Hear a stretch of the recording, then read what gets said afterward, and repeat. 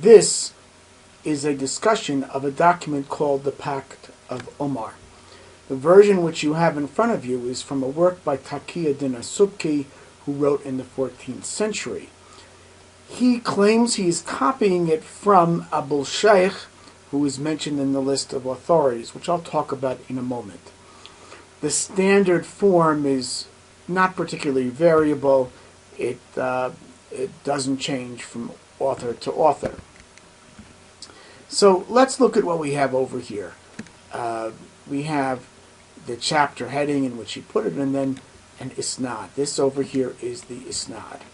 I have Arabic abbreviations for anba'ana, which means a group of people told us on the authority of Ibn Muqayyir, who spoke on the authority of Ibn Nasir, who said, Abu Raja and Abu Uthman both told us, and they both said that Ibn Abdurrahman told us, saying that Abu Shaykh reported to us.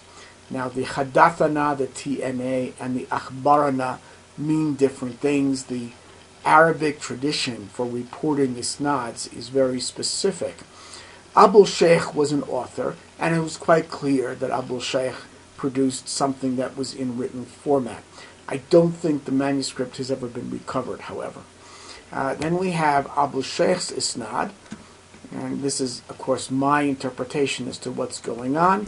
Abu Shaykh collected a number of different works, and one of his isnads was that he had the pact from Abu Ya'la al-Mawsili, who in turn had it from Rabbi ibn Tha'lab, who in turn had it from Yahya, and then earlier authorities did not yet use the technique of reporting exactly whether they reported from a written book or orally by memory, did not record whether it was done privately or publicly. Here is Hadathana. Hadathana means it was done in public. There was at least one other person present. Anba'a is pretty generic, and sometimes you'll see Hadathani, he told me there was nobody else present in the room. Here is a text of the pact. I'm going to say a few words about the pact in general, and then talk about some of the specific things. The pact, as it is given by jurists after the 10th or 11th century, generally has the format of pacts in earlier documents.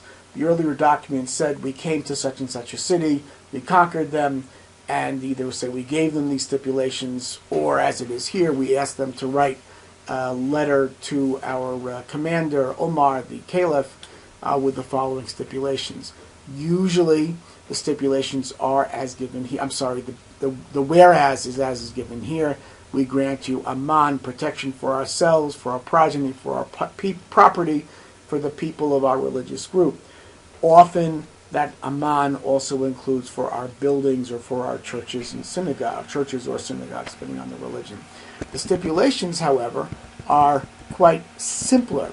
Generally, the stipulations include feeding the armies, giving a place to pray in the southern part of either in the southern part of the church, or southern meaning the part facing Mecca, or in some other public location, not tolerating any spies, handing them over to the Muslims, not going against the Muslims, and accepting Muslim sovereignty.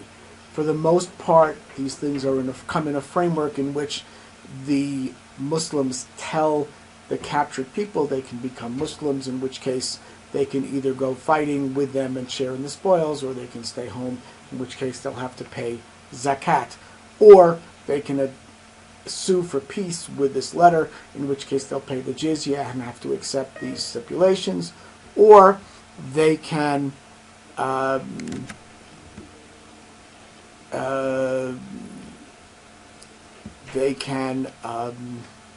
fight to the death. The stipulations here come from legal books which had whole lists of stipulations which were considered to be appropriate to give to conquered peoples. These stipulations begin to appear more or less in this form, in this order, in the 9th century, and by the 10th century, the 900s, they're fairly standard. And my own feeling is the Pact of Umar has the framework, the Pact of Umar document has the framework of the ancient text from the 600s and early the 600s, and the stipulations from the legal texts read into it sometime in the 9th or the 10th century. Abu Sheikh, as I recall, is from the early 11th century. Here are some of the stipulations. We shall not found in the town or the land a new monastery or a church. Notice that no non-Muslims are allowed to build new churches or synagogues. They're not allowed to repair what has been destroyed or revive any of them if they're totally destroyed and they need to be built from scratch. There are a number of other things. This is the descendant of the requirement to feed the Muslims, and the descendant, you might say, of the stipulation of letting the Muslims pass through and not sheltering spies, and so on. Here is some other things. Nobody can show polytheism open nor attempt to propagate it, since Muslims generally considered non-Islam to be polytheistic. In other words, Christianity and Judaism were considered to be shirk, association of others with God, according to the Quran, chapter 9, verse 30. This not showing polytheism openly often meant that there could not be an open display of religious symbols such as a cross on the churches. We shall not teach our children the Quran probably has to do with a fear that non-Muslims would ridicule the Quran if they taught it. The next section, we shall honor the Muslims and rise from our seats, not imitate them, not wear Islamic hats, not speak the way they do, not being called by their kunyas. A kunya is Abu so-and-so. Not ride horses the same way, not make use of weapons, which were an example of how you might say, free Arab gentleman dressed. He always had a dagger or sword with him. So these were designed to emphasize the difference between Muslims and non-Muslims. In the early days, this would not have been necessary, as non-Muslims would not have looked like Muslims. Not trading in wine has to do with the fact that that Islam forbade drinking wine. Wine was prohibited for Muslims.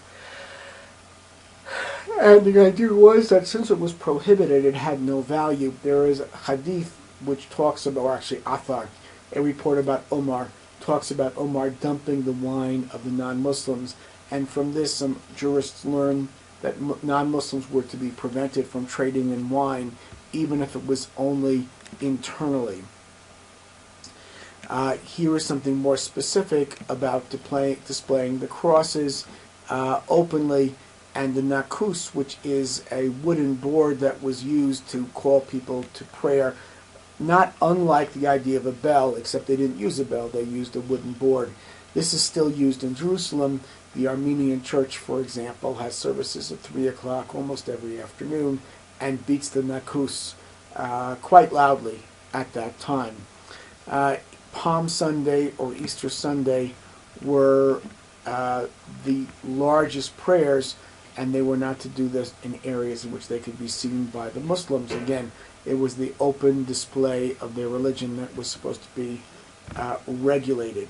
You can read the rest of these things. You'll notice that Omar added a few things to the document. This is typical of the earlier accounts as well. And then said it would be signed. Notice what is lawful to you regarding people who resist in dissent will be lawful to you regarding us, i.e., if you, Omar, and the Caliph, this was done ex post facto. This format is something from the 10th century or so, but still, the idea was that the government could treat the non-Muslims who signed this pact as people who resisted and dissented if they disobeyed it. In other words, they could be killed or expelled or reduced into slavery or whatever it is that the government decided to do that they might have done to people who revolted against their authority in any other way. This particular book has a number of chains of transmission, and I just copied one of them here. This particular comment is the first comment that Taqiyuddin as-Subki makes, telling us that the transmitters were trustworthy except for Yahya, about whom there's a lot of discussion, and Abu Hatim al-Razi said that his tradition was to be abandoned because he used to fabricate traditions. In other words, Subki doesn't think that this particular chain of transmission is particularly good. Therefore, he will give you a number of other traditions which are similar in wording but have different isnads.